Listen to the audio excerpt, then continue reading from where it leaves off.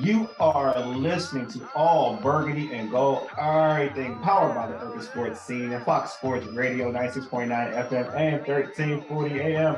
Hopewell, Virginia, your hosts are Wole, Glen, and Ray. The homie Mo is out, and also joining us is sports broadcaster and author Marvin Jackson. What's up, Marvin? And welcome to All Burgundy and Gold, everything.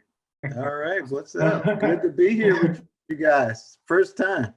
I know, man. I'm glad to have you on. I met you a couple years ago, and it was a blessing. So I'm glad to have you on.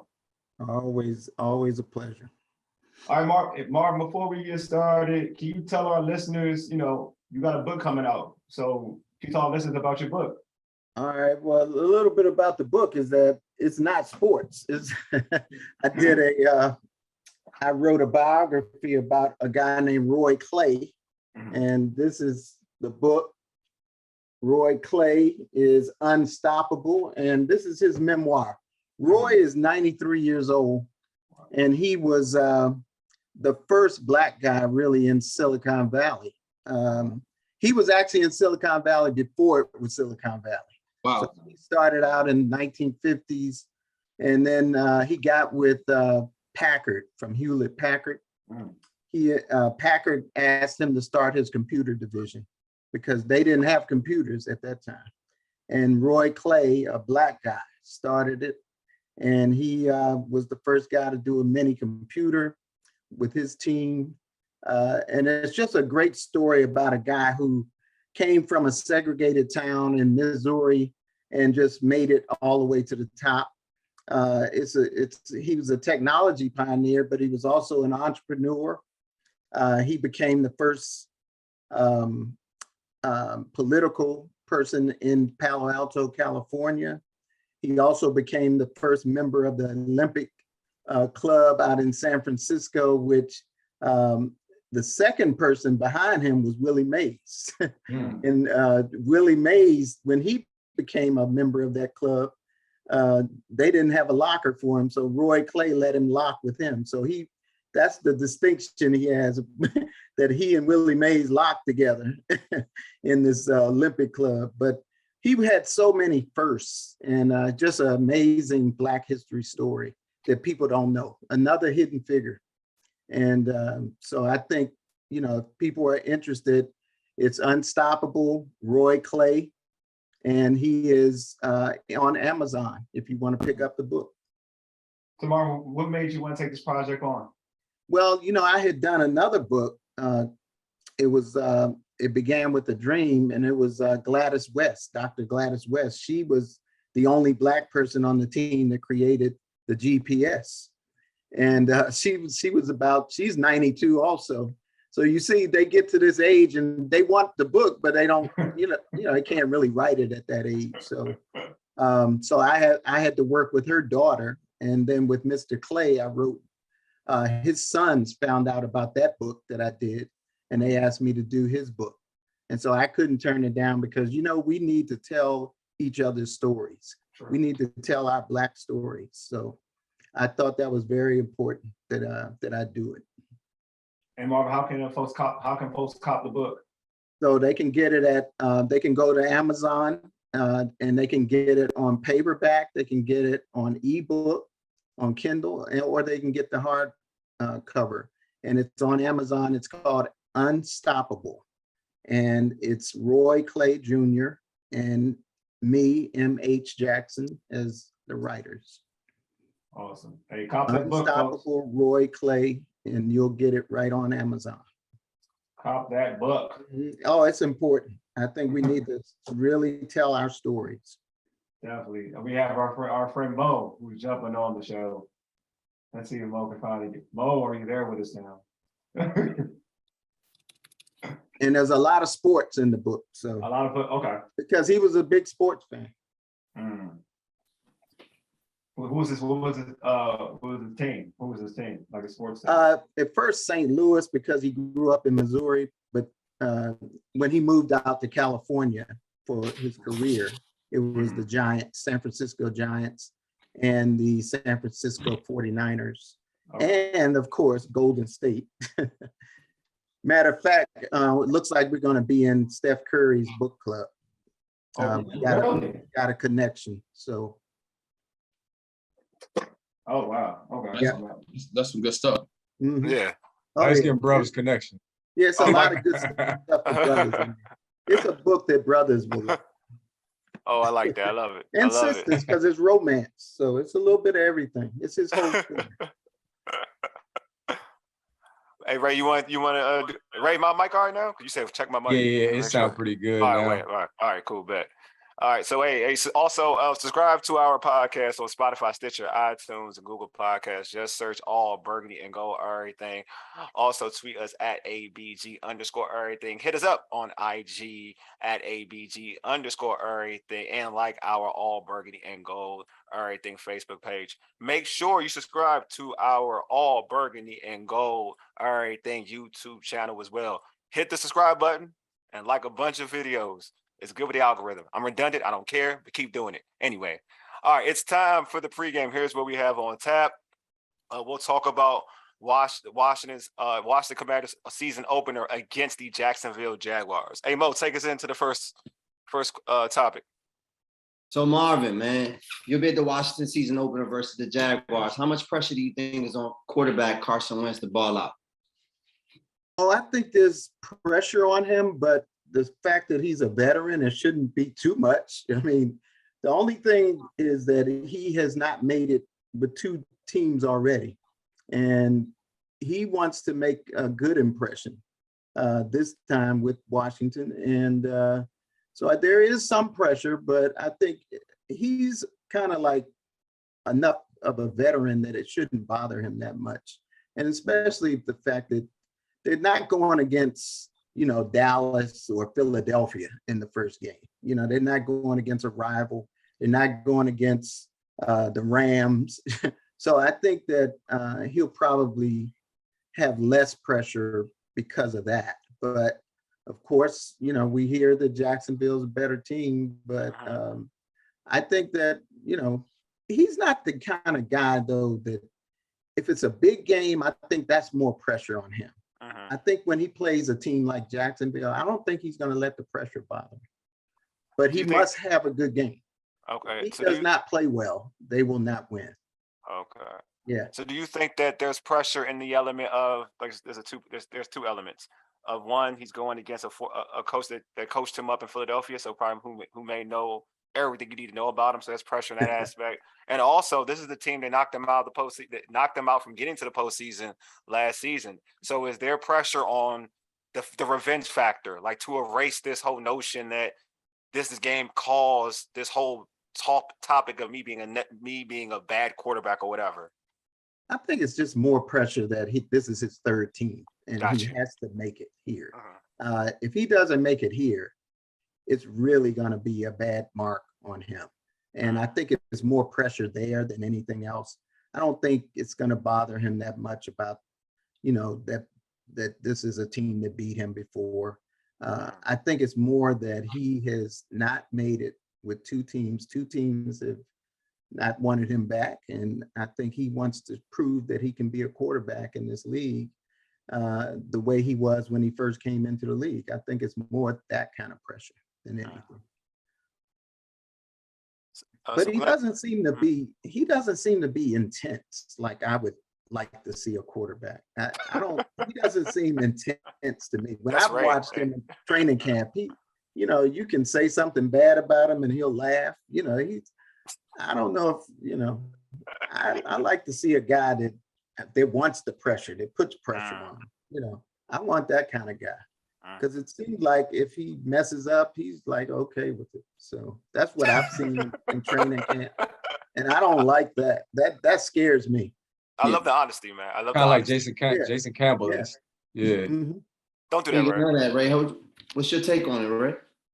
My take is this, Marvin. There's a lot of noise around this guy. He was a bad teammate according to teammates in Philadelphia. The same was said about him in Indianapolis. Jim Irsay continues to speak about him, even though he's no longer part of that franchise. And I sent this to the fellas earlier. The Ringer put out a list of the top 32 quarterbacks out of all 32 teams. He's ranked number 28 on the list with Daniel Jones ranked ahead of him, Marcus Mariota, guys Smith. That you would think just a few years ago, Carson Wentz was probably ranked in the top 10. he's fallen that far. I think the pressure is on him to prove who he is. And this franchise that he's part of now, it speaks for itself. There's definitely pressure going into week 1. Mm-hmm. But hold on. That list I also had Geno. I like Geno. I like Geno Smith, right? But that list also had Geno ahead of him. That list that lets you know that list ain't real. That lets you know that list ain't real. That lets you know that list ain't real. I'm just saying that lets you know that list ain't real. That's like, come on, I like Geno.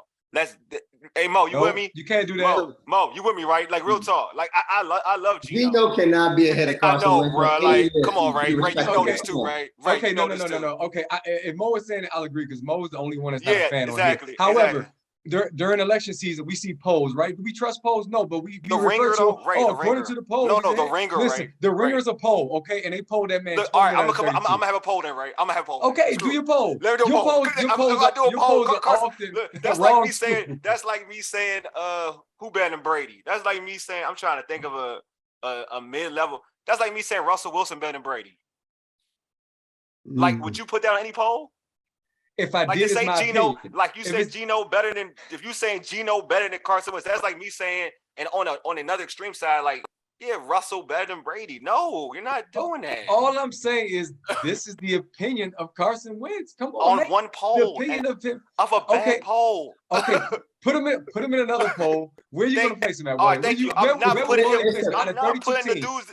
some dudes ahead of him. Okay, Mo. Out of 32 teams, where you putting Carson Wentz? Yeah, please. Yeah, Before I answer that question, let's pass it over to Glenn. Let's get what Glenn thinks about this question. Then I'll get back in the Glenn. All polls are subjective, right? It's based off who you talk to, who you at. Some people make them up, whatever case may be. Now, it's Carson Wentz, who is a former MVP candidate, right? He is a Super Bowl champion by default. Call it what it is. Geno Smith, last time we seen Geno, he was getting beat up, right? So again, there's no. You got to take Carson Wentz, a better quarterback than Geno Smith. All right, he's a better quarterback than Geno Smith. I think the issue is Carson Wentz, since leaving Philadelphia, had to make the playoffs, right? And I think that was, and hadn't been able to lead a team to that promised land. If Carson Wentz was able to lead Indianapolis Colts to the playoffs last year, he wouldn't be on this low on the list, right? Now, what happened is that you're being judged by your winning percentage and how you win. So Carson Wentz with this organization, there's pressure throughout this organization. You know, we talked about pressure earlier. It's not just on Carson Wentz. It's pressure on the head coach. It's pressure on the offensive coordinator. It's pressure on the quarterback.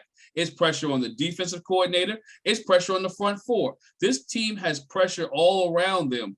And what only thing that alleviates that pressure is W's. We've been saying it all the time. They have to win and they have to move forward. So again, Carson Wentz is not number 30 on this list or 28 on this list. I'm sorry, Ray.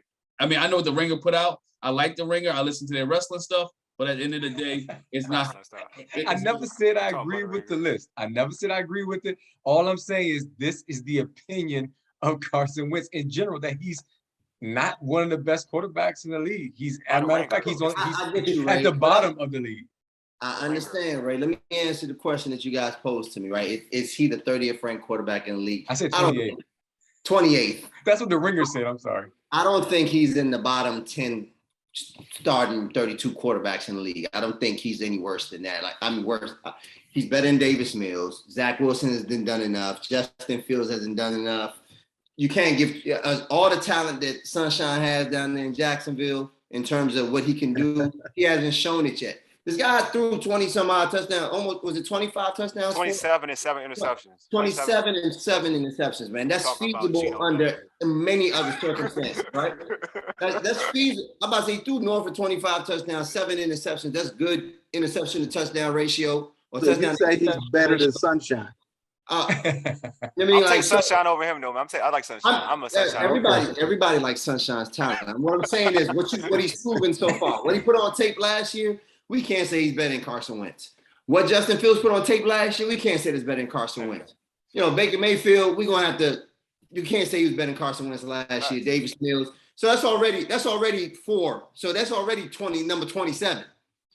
I'm a Giants fan, so Daniel Jones and he's already at 27, 26 already. So I see him at 20 to 22 range. If you want to really Nothing wrong with that. I see him in that range, about 22, 21. Yeah, nothing wrong with that. 22, I'm but just saying I saw that list. I saw that list as soon as I saw Geno. I was like, this list ain't real. That's all I'm saying. Like, I'm not. I get what Ray's saying, but as soon as I was like, we can't use this. We can't reference this list. Like, that's what I'm saying. There's certain things in lists when you not Ray, Geno. Come on, bro. Really, Geno. There's dudes I'm not going to shift the narrative. The answer, I'm sorry, the question was, is there pressure on him? And that was part of my reasoning as to why there should be pressure. Listen, if we came out with a podcast list and we were ranked at the bottom and it was some dudes that we watch ahead of us, you best believe I'm be motivated to prove somebody wrong. So I'm hoping, like Marvin said, he come out with some dog in him instead of smiling and saying, I don't care about the list. It's the ringer. No, they tripping. So, he's talented enough, but no, he shouldn't be 28th on the list. I'm not agreeing with it. I'm just saying the opinion of him is not high. And for me, that's putting pressure on me to say, you know what? I got to show myself. That's all. Facts, bro. I'm with you. See, I said facts. See, I'm with you, man. See, I said facts. I agree. But y'all shifted the narrative to the list. No, because you went to the list though, because you said you referenced the list. It was part of my argument. Y'all asked me to share. Speaking about polls and such, man, we got anything that we asked the questions? We asked any questions on the fans on IG? We got anything back yet? No, man. Nah, we don't got anything. I told you. So I told you. Let me bring that up, bro. Hey. We haven't had nothing yet, though. I can't find. I'm looking, and we haven't had anything yet. So with that being said, actually for the other show though, we did. Now, with that being said, fellas, what are the keys to the victories for the Commanders on this Sunday? What are the keys to victory? What would you need to see the Commanders do in order to win this Sunday? You got to run the ball. You got to run the ball. And that's because that's going to make him better. That's going to make Carson Wentz better if they can run the ball.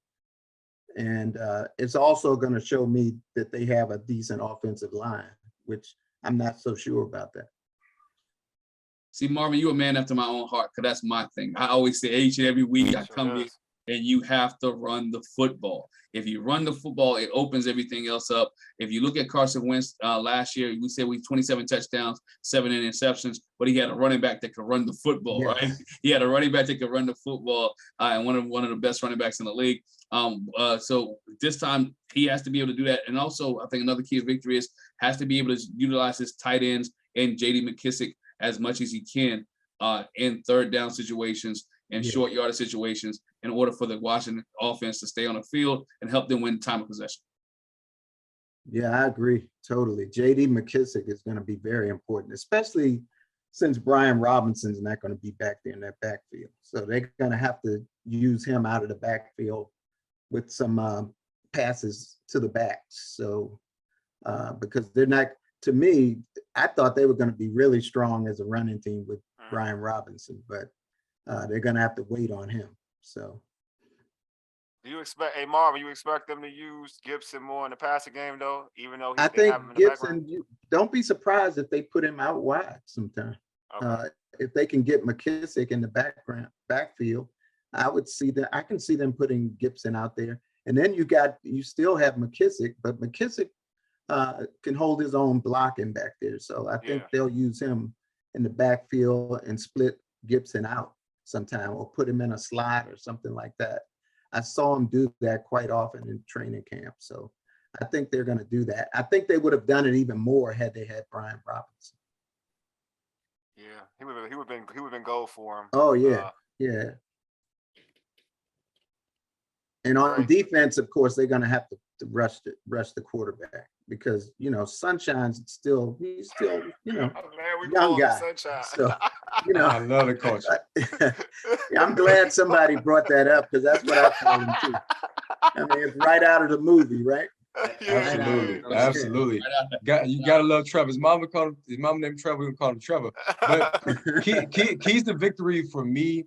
I've been saying this, Marvin, Mo, I haven't seen you in a while, that this defense is stuck between two Gregs, Greg Minuski and Greg Williams. They're somewhere in the middle. I think starting this season now, you got to lean more towards that Greg Williams style. Be aggressive. Put pressure on Sunshine, because if you create turnovers or you limit that Jacksonville Jaguars offense, you give your offense and Carson Wentz more opportunities to score. You also could potentially put them in better field position. So defensively, that's what I want to see. Last season, what did we talk about all the way leading up to week 1?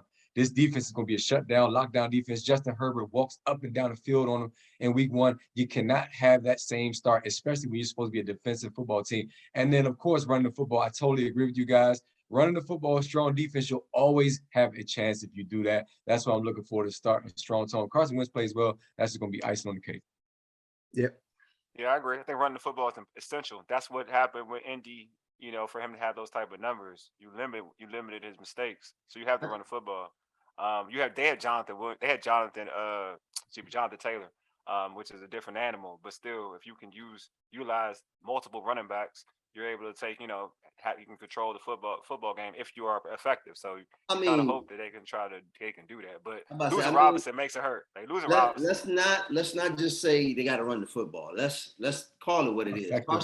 Carson Wentz was operating with the number 1 rusher in the league. Oh, agree, of course. I agree. No, at a clip that we've only seen DH do for the past 3 to 4 years, right? Yeah. So that's a whole different type of running. That's a commitment to running. That's a line. You gotta be committed. You gotta be committed. I agree. And we know someone whose name we cannot say on this program here doesn't tend to stick with it that long. And we know the person back there now, because of unfortunate chain of events down Northeast DC, who's toting the ball, typically likes to lay it on the carpet. Yeah, which is going to force you to throw the football. We know that the backup running back is more of a receiver than he is a runner. I'm gonna find that really hard for them to continue on. I think that if Jacksonville's pass rush can get to him based off of the draft picks that they've had, can get the Carson Wentz based on the draft picks they had in the last couple of years, which is the strength of their team. Josh Allen, now you got the kid, I think it's Trevor Walker. Yeah, Trevor Walker, yeah. I mean, so they got some guys around there that can fly around, right?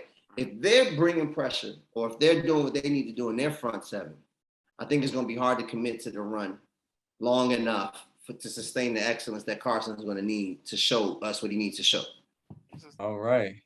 Y'all dudes, y'all been vouching for him. Y'all argued that he was 6 spots higher. It was amazing. It was very passionate too. But moving on, we know that there's been a lot of negative stories about this organization. I mean, even the stuff that came out today, like basically during Dan's deposition, Dan Snyder, the owner, his deposition with Congress, he pretty much put everything on Bruce Allen. Now, Bruce Allen, it's his turn, and it's going to be a blame game, which is just more negative stories. However, out of all the negative stories this organization has had, one of the lone bright spots has been who, fam? All-time commander, sack leader, commander.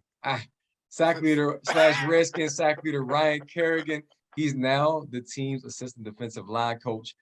What are the benefits of having Ryan Kerrigan as part of this defensive staff? What do you guys think? Marvin, start with you, man. Oh, I think it's excellent because those guys are familiar with him. So I think that it's a good thing because quite often, a lot of times the young stars come in and they don't really like to listen to people that they don't know well or that they don't think knows as much as they do.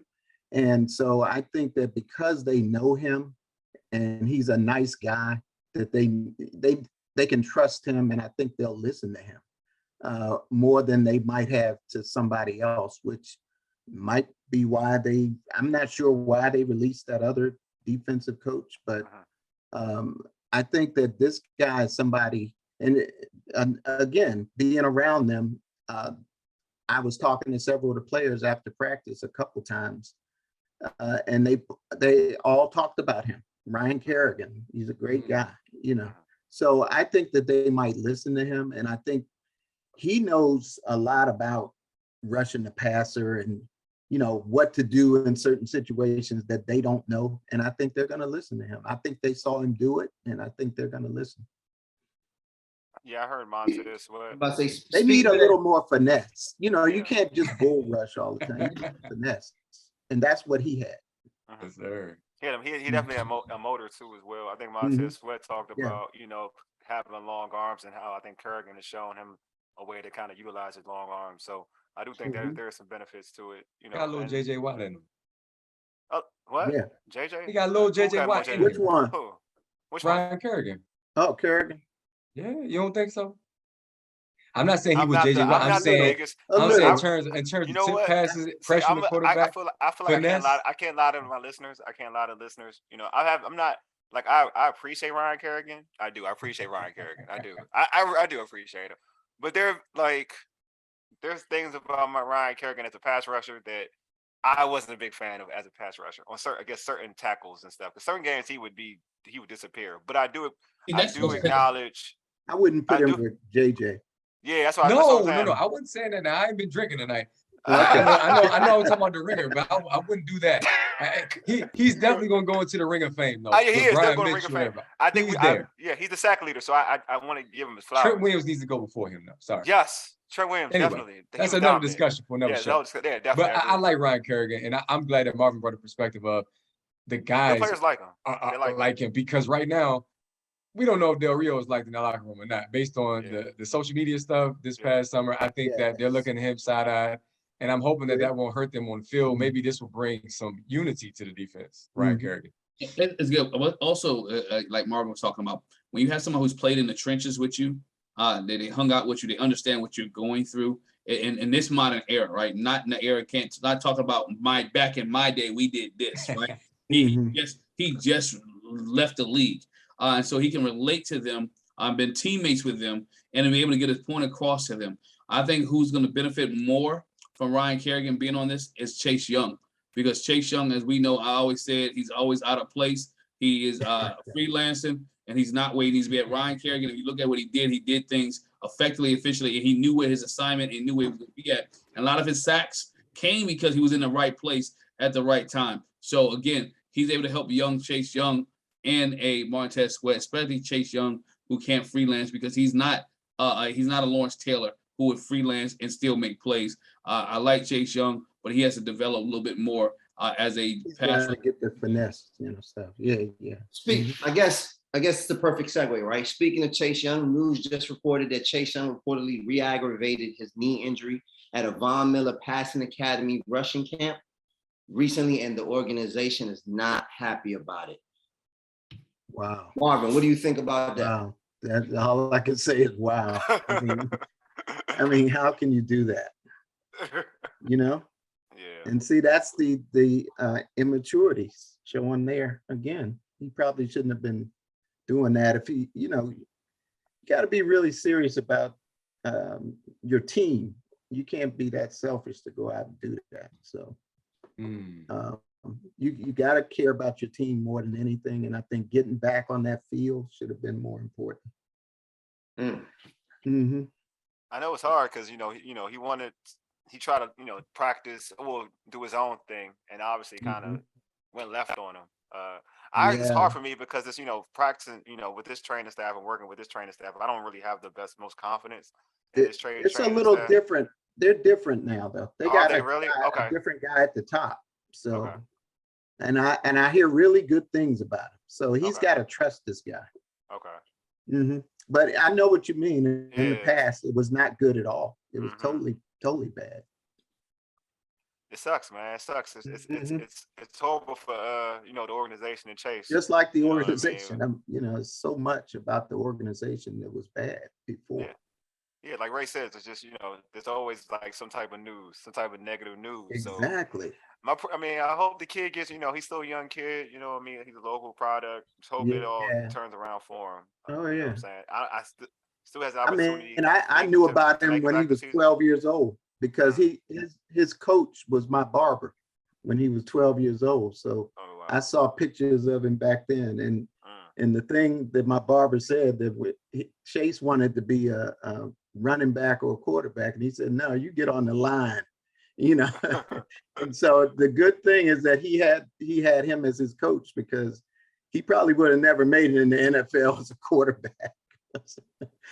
So I'm blaming the organization on this, though. I'm gonna say why I blame the organization on him re-injuring himself, because it was cool for him to go to Von Miller all summer long.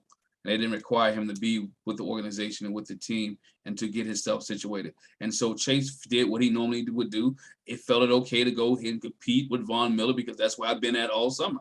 And I felt good and I felt great. Organization let me go. So the Commanders can be mad at him all they want, but they didn't nip this in the bud once it came closer to the season. and say, you know what, Chase, your time with Von Miller is over, and you Yes. you need to be back here at the facility, and this is where you need to be at. So again, once again, organization not stepping up and being assertive and being aggressive with the situation.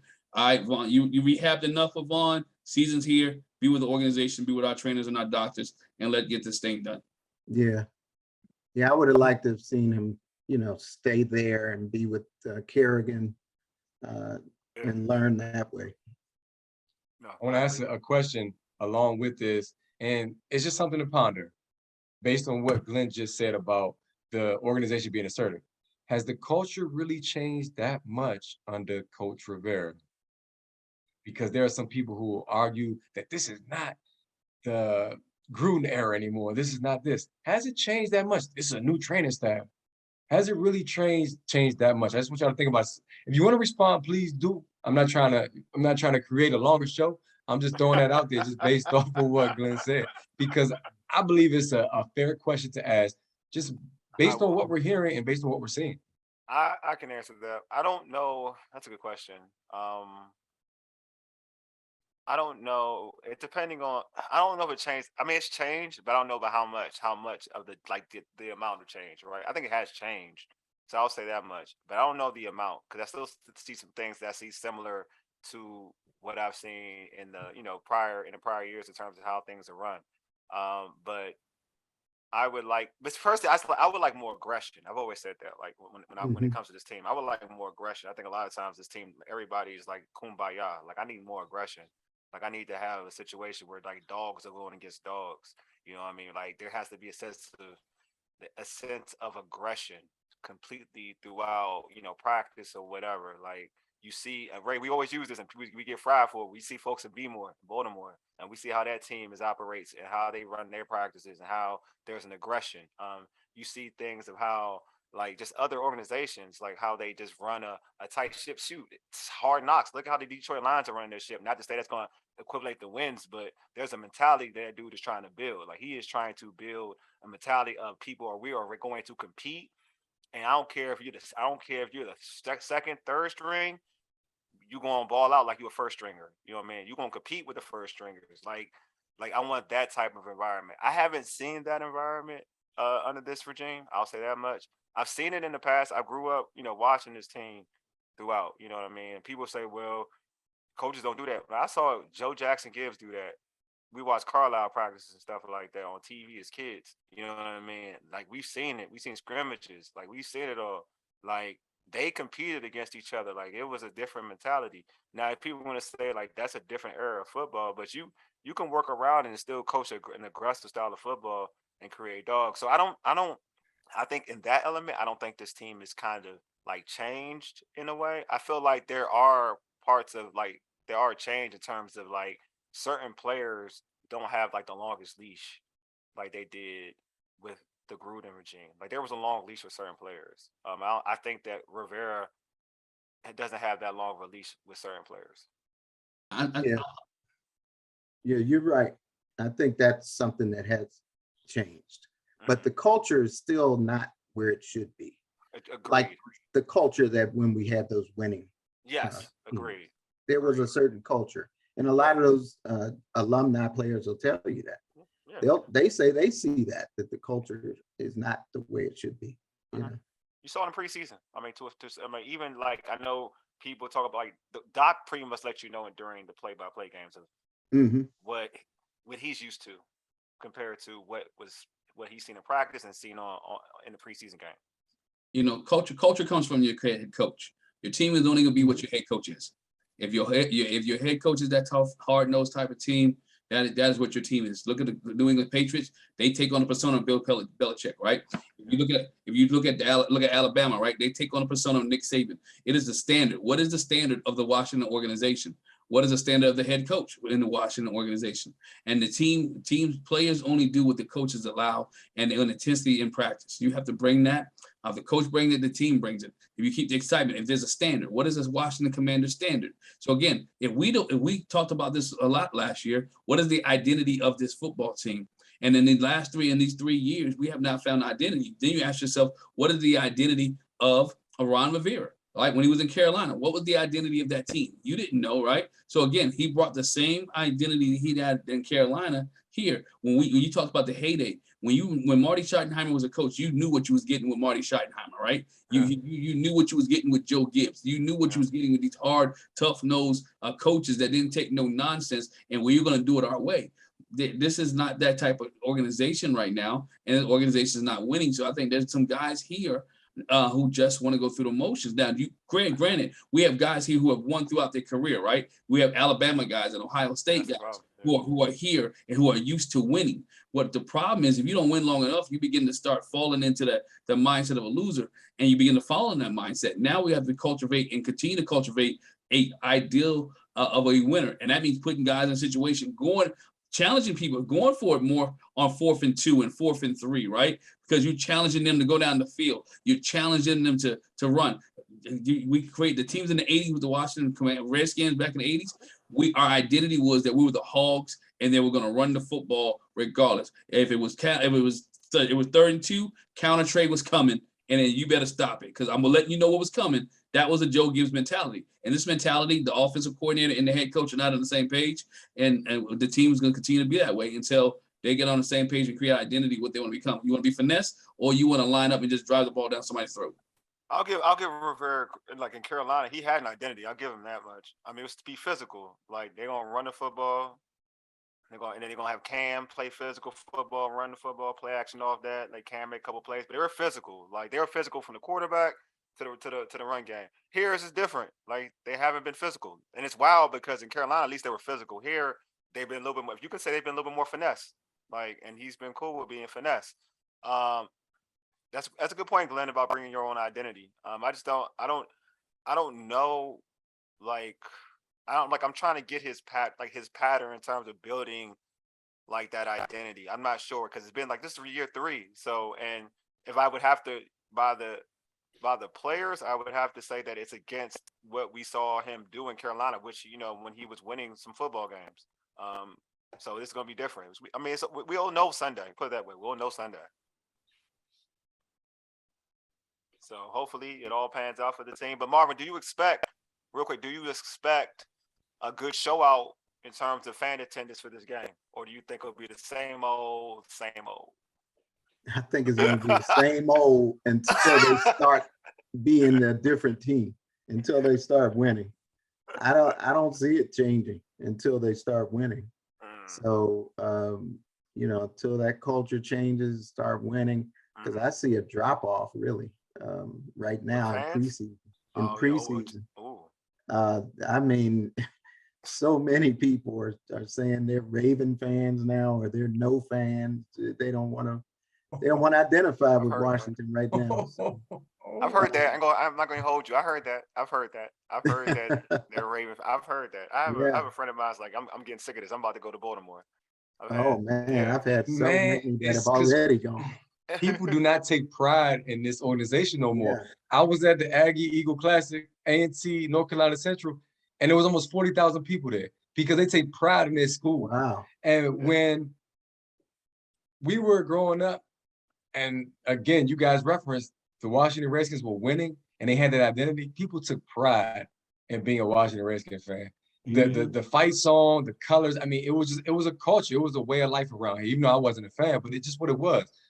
And it's just so far from that. Now, I know we talk about that in nausea, but you asked the question, and he asked, he thinks it's going to be same old, same old. We'll see. The new stadium plans still have not panned out. It's just a lot that needs to happen in addition to winning, that needs to happen in order to change the culture and bring the fans back. If you're going to Baltimore, then, I mean, it speaks to what Baltimore's doing, but that's pretty sad because it was like a Baltimore-Washington rivalry, just not in sports, but just DC was always like the big brother. Baltimore's the little brother. That's just sad. I got to disagree with you real quick. I know what you said was great, but winning cures everything, right? If this organization wants a new stadium, they win football games. If this organization wants new people to come out, they win football games. If this organization can somehow get deep into the playoffs and by grace of God make it to the Super Bowl, that new stadium will come next year. They will announce the new stadium once this team starts having consistently winning. Everything else will fall into shape. They have to. Key word though, Glenn, consistent. Look at the Nationals. Nobody's going no more. No, They won a World right? Series a couple years ago. Yeah, they got consistently win. I mean, if we saw it, I feel like we saw it in 2012. That's a long time ago, right? In 2012, I think guess we 10 years saw ago. it too when Kirk Cousins took him to the postseason too. We saw like it was good fan support, but like 2012 in terms of but 2012 like you saw it in droves. Like that was like they felt the fan base felt like they had a winner, like they had a consistent winner because that player brought them hope.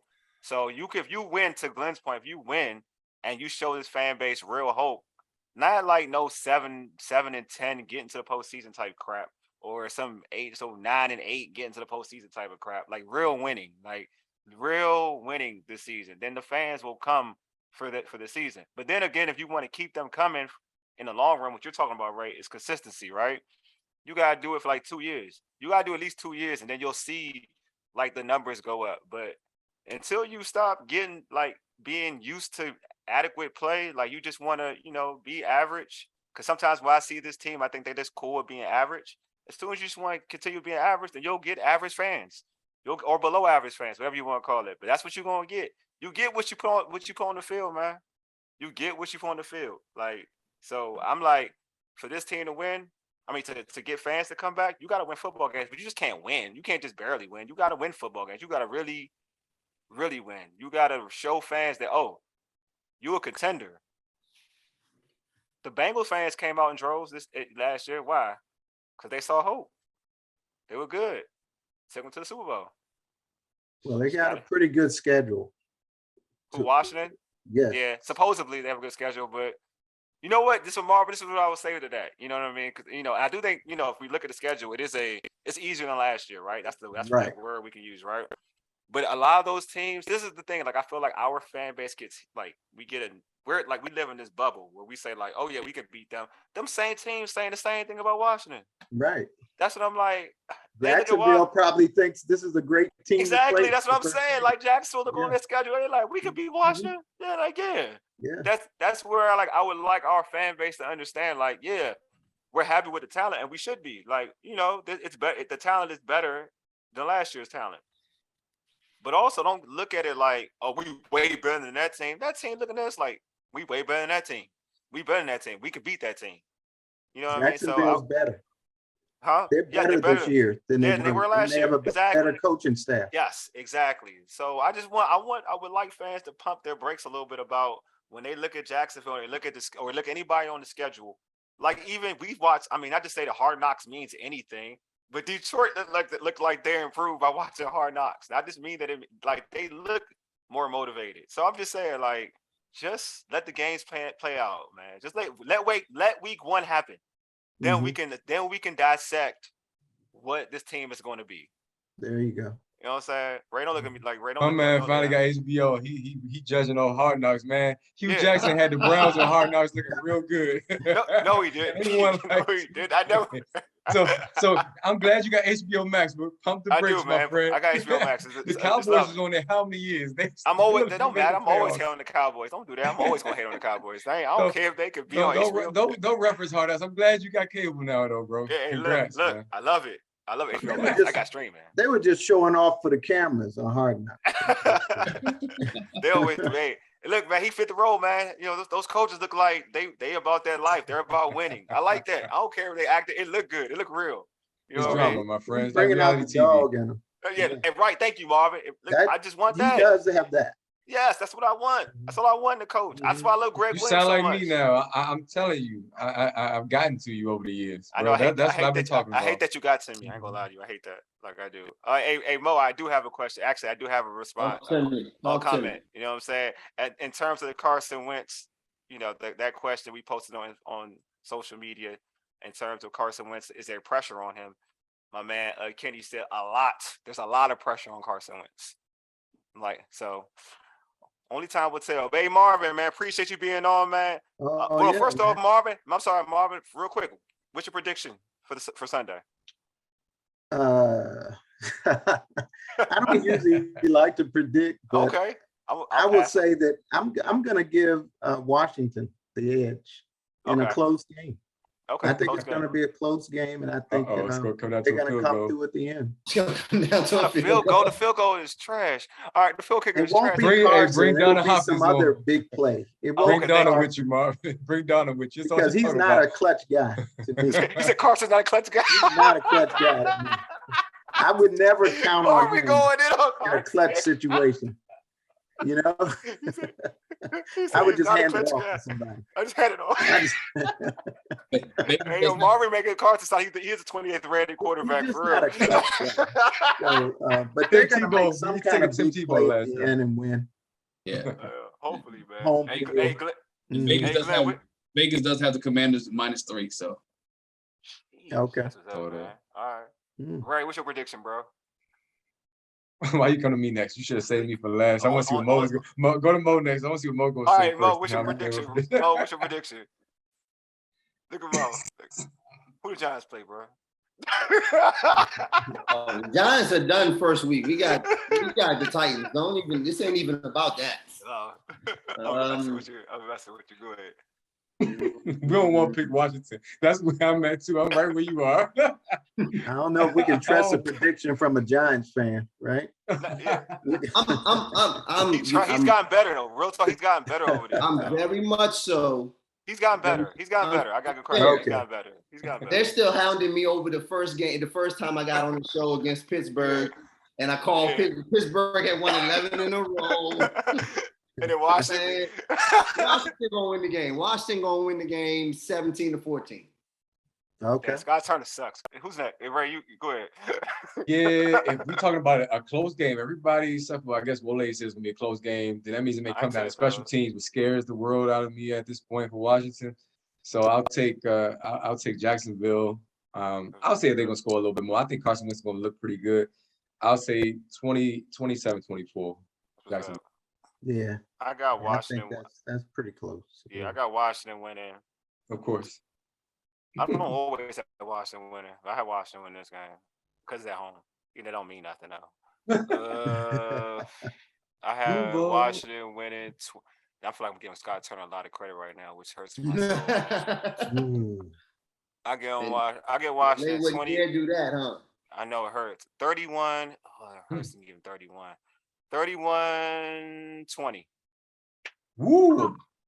Yeah, 31-20. Well, they got some pretty good weapons out there.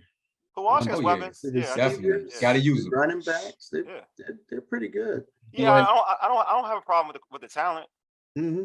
It's just who calls the plays. That's all. Right.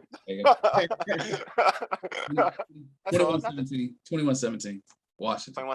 Okay. Yeah. Yes, sir. That's cool. Wole got the blowout. I mean, it's not really a blowout. I mean, it's a 2-score game. It's not a blowout to me. Score a touchdown games, lead right back in the game. It's not a blowout. Well, I look forward to seeing y'all Sunday for the post game. It sounds good. All right, man. I may call in to say what's up and roll out. Anyway, Marvin, again, man, thanks for being on. How can folks catch you on social media? And again, tell folks about your book. Yeah, the book is again Unstoppable Roy Clay, and they can get it on Amazon. Just go to Unstoppable Roy Clay in the book section of Amazon, and you can pick it up as an ebook. You can put it on your Kindle. You can do it as a paperback or hardcover. And I'm at Marvin Jackson at Metro Scene TV. Sounds good. On Instagram. Right? On Instagram. On Instagram. Sounds good. Dope. All right. Also, subscribe to our podcast on Spotify, Stitcher, iTunes, and Google Podcasts. Just search all Burgundy and go Errrything. Also, tweet us at ABG_Errrything and hit us up on IG at ABG_Errrything and like our All Burgundy and Gold Errrything Facebook page. Again, don't forget to subscribe to our All Burgundy and Gold Errrything YouTube channel. All right, this has been a dope show. Appreciate Marvin for being on. You've been listening to All Burgundy and Gold Errrything, powered by the Urban Sports Scene and Fox Sports Radio 96.9 FM and 1340 AM. Hopewell, Virginia, for ages. You dig? Deuces, A Mega. Lead us out, big homie.